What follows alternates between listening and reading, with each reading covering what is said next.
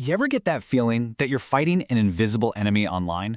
You know, your ad budget just seems to be leaking, or maybe your hottest new product vanishes in literally seconds. Well, guess what? You're not crazy. You are fighting an enemy. There's this hidden automated war happening right now on every single e-commerce site out there. And today, we're going to expose it. Let's just start with the sheer scale of this thing, because it is huge. Okay, so just to get a sense of the scale here, look at this number. Over 50%. What is that? That's the percentage of all internet traffic that isn't even human. Yeah, you heard me right. More than half of the so-called visitors hitting websites are just automated programs, bots. Think about that for a second. The majority of your site's traffic might not be people at all. Now, to be fair, not all bots are bad guys, right? You've got Google's crawlers, for instance, and those are essential for SEO. But, and this is a big but, the data shows that roughly a third of all internet traffic is made up of malicious, bad bots. And yeah, these are the ones designed specifically to cause problems for you. And here's where it really starts to hurt, right in the wallet. This malicious bot activity, it's directly responsible for an estimated, get this, 22% of all digital ad spend being completely lost to fraud. We're talking nearly a quarter of your marketing budget just, poof, vanishing into thin air, clicked away by these automated fraudsters. So that's what we're here to do today. We're going to pull back the curtain on all this invisible traffic. We're going to look at exactly how these bots are targeting e-commerce stores, how the biggest players in the game fight back, and, most importantly, what you can actually do about it to protect your business and your data. All right, so to really understand the threat, we first need to meet the culprits. I like to think of them as a criminal crew, right? Each one has a very specific and very damaging job. So first up, we have the impersonator. This bot's whole deal is something called credential stuffing. It takes these massive lists of usernames and passwords that were leaked from other data breaches all over the web, and it just systematically tries them on your login page over and over, hoping for a match. And what's the goal? Well, it's to take over customer accounts, steal their loyalty points, and get access to their saved credit cards. Nasty stuff. Next on the list is the seat stealer, or, as you probably know it, the scalper bot. Have you ever wondered how that limited edition sneaker or that brand new gaming console sold out in less than a second? This is why. These bots can complete thousands of purchases in the time it takes you or me to just click Add to Cart. Then they turn around and resell those items for a huge profit. It's incredibly frustrating for real customers. And finally, for all you digital marketers out there, you need to meet the budget burner. This bot has one job and one job only: to click on your paid ads on Google, on social media, again and again and again. It generates absolutely zero sales, it provides no real leads, and it exists just to drain your advertising budget and, of course, give your competitors an edge. Now, you might be thinking, okay, this sounds like a problem for smaller sites. But, to really get how sophisticated these attacks are, we need to look at the biggest battleground on the internet, Amazon.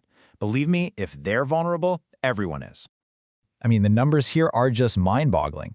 We're talking about more than 2.5 billion daily page requests and over 350 million products.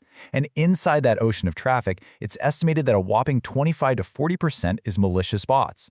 That leads to over $1 billion in fraud losses every single year. So the lesson here is that scale doesn't make you immune. It just makes you a bigger, juicier target. This quote right here really just drives home the incredible speed we're dealing with. Think about a major product launch. A real person, a real fan, sitting there refreshing their browser. They have basically zero chance. These automated networks can wipe out an entire inventory, 10,000 units, in less than a minute. It's not a fair fight. It's not even the same game. And this really shows you the constant arms race that's going on. On one side, you've got the bot attacks, like credential stuffing or flooding a site with fake reviews. And on the other side, a platform like Amazon has to deploy a whole arsenal of specific countermeasures, like multi-factor authentication or sophisticated machine learning classifiers. It is a perpetual, high-stakes game of cat and mouse. So the big question is, where does your site fit into all of this? Well, this chart gives us some pretty good industry benchmarks. If you have less than 10% bad bot traffic, you're considered low risk. That's great. The industry average, though, is somewhere between 10 and 25%. But if you're above that 25% mark, you are definitely in a high-risk category where bots are probably having a serious material impact on your business. Okay, so we've spent a lot of time on the problem. Let's talk about the solution. Because you can't just put up one wall and hope for the best. That's not going to work. Beating modern bots requires a multi-layered defense. You got to think of it like you're building a digital fortress around your store. So your fortress is going to have 4 key layers. Layer 1 is your WAF, or Web Application Firewall. That's the outer wall, right? It blocks the known, obvious threats. But if a bot gets past that, the next layer is a dedicated bot management platform. Think of these as your active guards patrolling the grounds. Then come the detectives, behavioral analysis tools that are looking for weird, non-human patterns, like impossibly fast clicks. And finally, the last checkpoint is fraud detection, right at the checkout, scoring transactions in real time. Each layer is designed to catch whatever the previous one might have missed. Okay, let's make this super practical. If you're a marketer, you are on the front lines of this fight, whether you know it or not. So how can you actually spot the enemy hiding in your own data?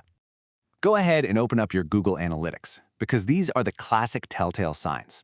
You want to look for huge numbers of sessions with a 0% engagement rate, or maybe your conversion rate suddenly tanks for no good reason. Another big one? A mysterious traffic spike from a country you don't even ship to. And probably the clearest sign, a high percentage of sessions that last less than 5 seconds. I mean, come on, most humans stick around longer than that. And here is another huge red flag for all the marketers out there. Compare the number of clicks your ad platform like Google Ads says you paid for with the number of sessions that Google Analytics actually recorded from that same campaign. Now, a small gap is normal, but a large gap, let's say over 15%, that strongly suggests you paid for clicks from bots that were filtered out before they could even register as a real session. That is a textbook sign of click fraud. You see, this isn't just one problem. It's like a hydra that attacks your entire funnel from multiple angles. It wastes your ad spend, for sure, but it also completely skews your analytics, which makes it impossible to make good decisions. It artificially tanks your conversion rates, and it can even send negative signals that hurt your SEO efforts. It's a problem that touches everything. So the key takeaway here is to be proactive. You can't just wait for things to break. We need to make this a part of your quarterly routine. Do that click versus session check, dig into your session duration reports, scrutinize your geographic traffic, and do a quick audit of your robots.txt file. This simple checkup can save you a world of hurt down the line. Look, at the end of the day, we rely on our data for everything, to tell us what's working, who our customers are, and where we should invest our money. But as we've just seen, it's terrifyingly easy for bots to manipulate that data and tell a completely different story. So that leaves us with one final critical question. Your analytics are telling you a story. Do you really know who's writing it?